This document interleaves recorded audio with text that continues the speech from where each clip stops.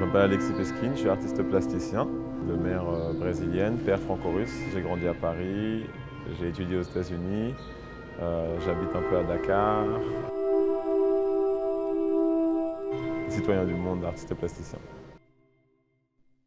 Ici, je présente en fait une installation qui s'appelle le radeau de la Méduse, qui part du tableau de Théodore Géricault, du même nom, et qui dépeignait un naufrage.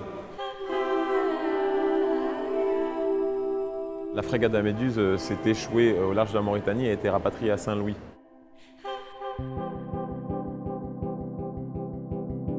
Et donc je parle du risque que les migrants prennent en mer, de la manière dont ils risquent leur vie pour aller vers une vie qu'ils pensent meilleure.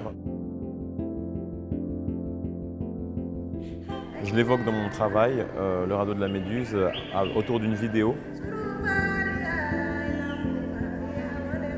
Autour de plusieurs acupunctures.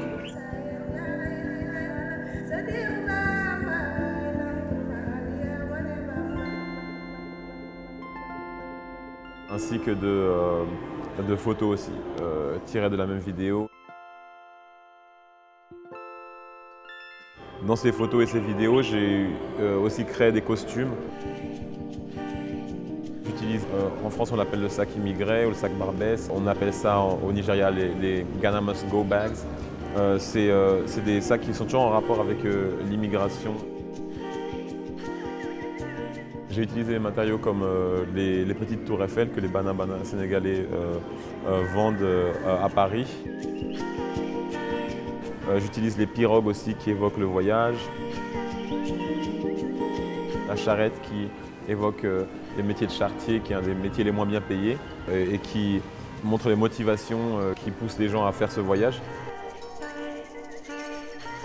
Ou sinon les clous aussi que j'utilise pour parler de souffrance ou de construction. Et donc oui, je voulais aussi parler de leurs conditions assez précaires et voilà cette espèce de rapport de force, puis de métissage et, entre l'Europe et l'Afrique et l'Occident et l'Afrique subsaharienne.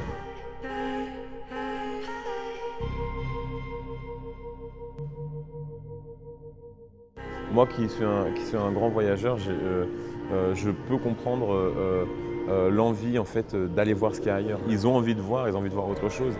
Et c'est facile à dire pour nous qui avons un passeport français. La France, un pays qui s'est un peu imposé partout et qui, du coup, avec ce passeport, on peut voyager partout, en fait, avec le passeport européen ou avec un passeport américain. Mais bizarrement, ça ne va pas dans les deux sens. C'est injuste. Et donc, on ne peut pas ne pas parler de ces questionnements et de ces choses, quoi, en fait.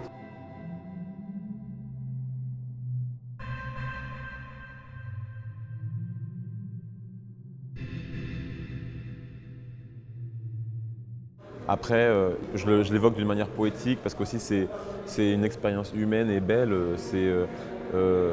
et puissante en fait. Ces gens qui vont risquer leur vie pour aller de l'autre côté, quoi, pour voir ce qu'il y a et pour rêver d'une vie meilleure. C'est quelque chose de très humain dans lequel tout le monde peut se reconnaître en fait.